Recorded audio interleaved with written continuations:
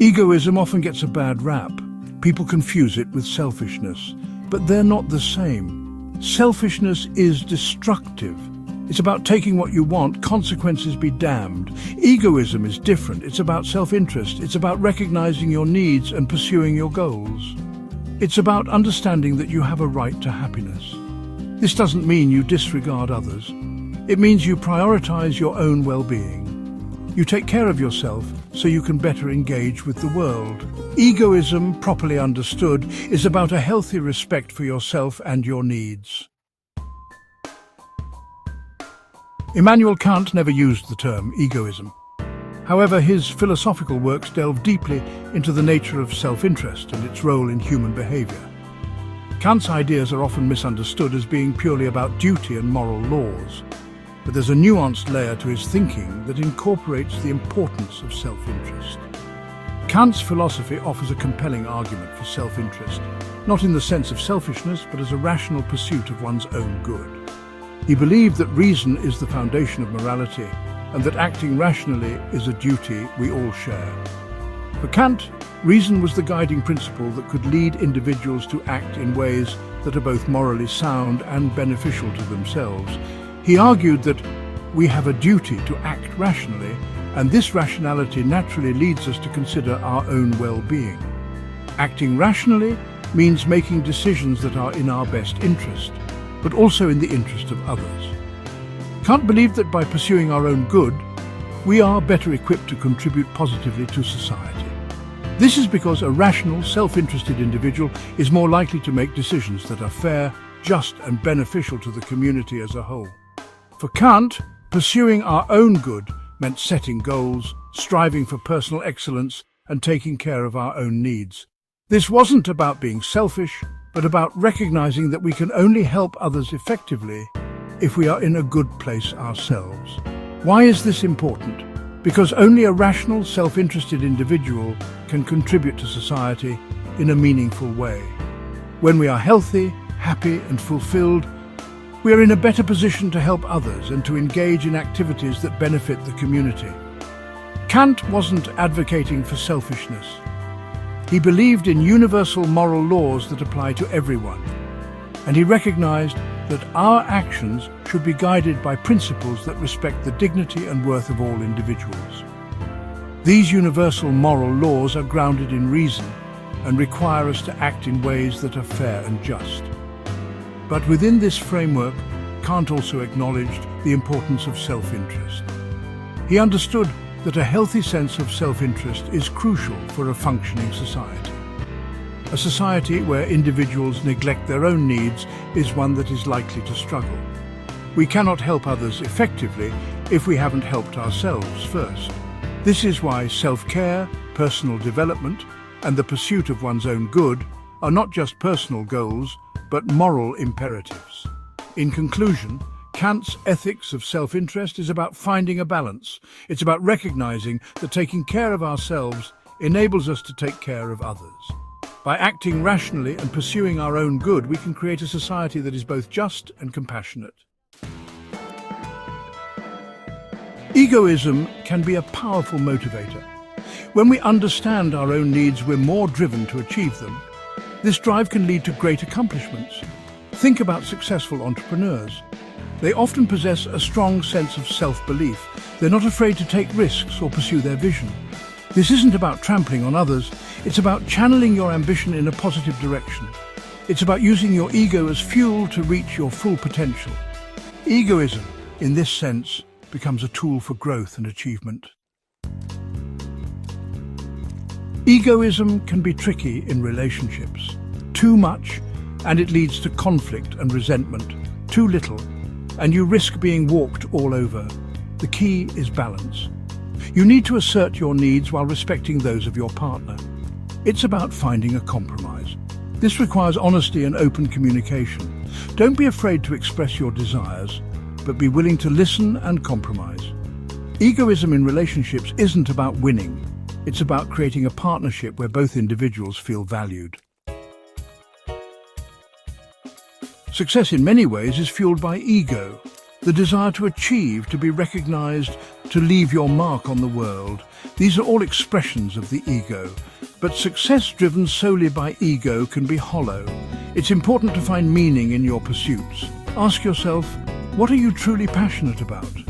What impact do you want to have? When you align your ego with your values, success becomes more fulfilling. It becomes a journey of self-discovery and contribution. Egoism has its fair share of critics. They argue that it breeds selfishness and disregard for others. They worry about a world where everyone prioritizes their own needs above all else. These concerns are understandable, but they often stem from a misunderstanding of egoism. Remember, egoism is not about harming others. It's about taking care of yourself first. It's about recognizing your own worth. When you value yourself, you're more capable of valuing others. You're more likely to engage with the world in a positive and productive way. Egoism is often equated with narcissism, but they are distinct concepts. Narcissism is a personality disorder characterized by an inflated sense of self-importance and a lack of empathy.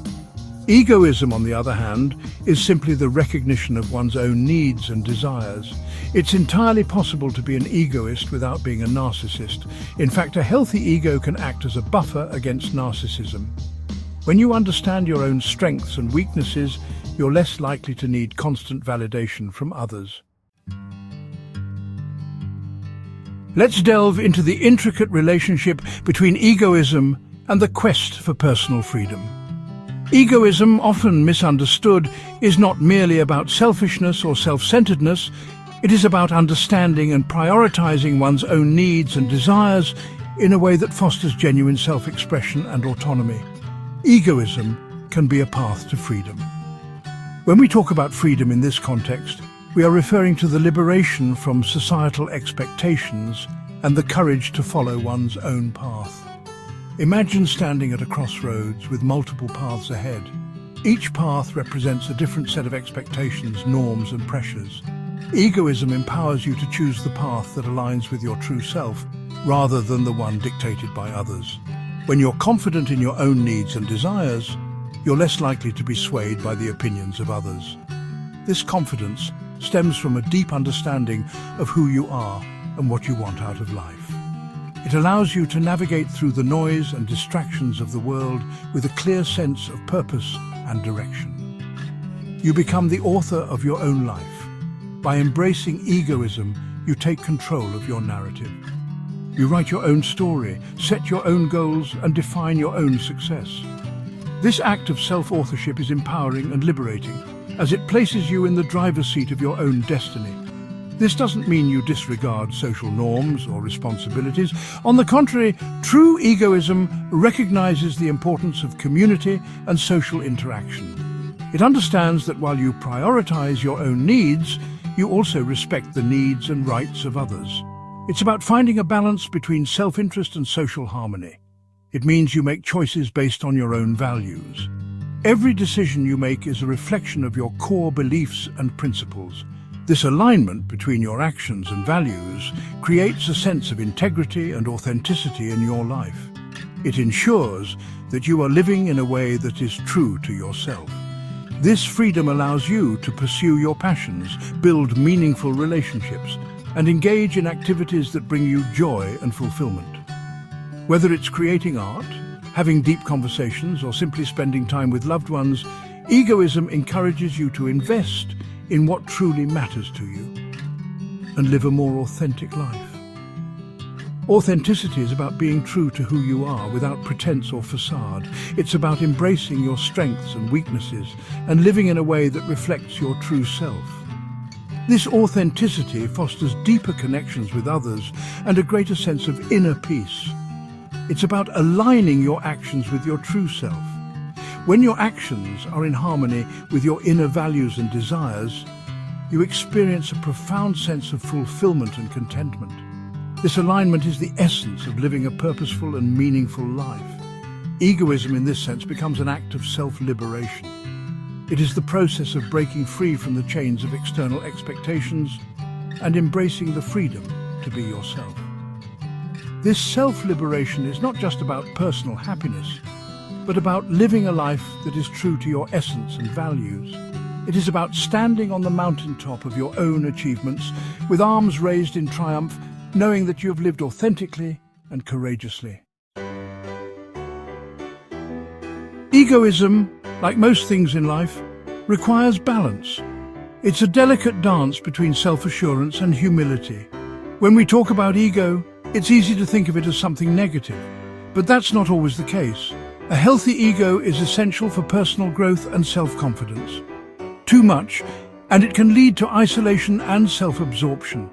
When ego takes over, it can create a barrier between you and the world, making it difficult to form meaningful connections. You might find yourself pushing people away, thinking you don't need anyone else. Too little, and you risk becoming a doormat for others. Without a healthy sense of self, you might find it hard to stand up for yourself, letting others take advantage of your kindness. It's important to find that middle ground where you respect yourself and others equally. The key is to cultivate a healthy ego. This means recognizing your strengths and weaknesses and being comfortable with who you are. It's about having confidence in your abilities while also being open to growth and change. One that recognizes your worth without diminishing the worth of others. A healthy ego allows you to see the value in yourself and in those around you. It helps you build strong, positive relationships based on mutual respect and understanding.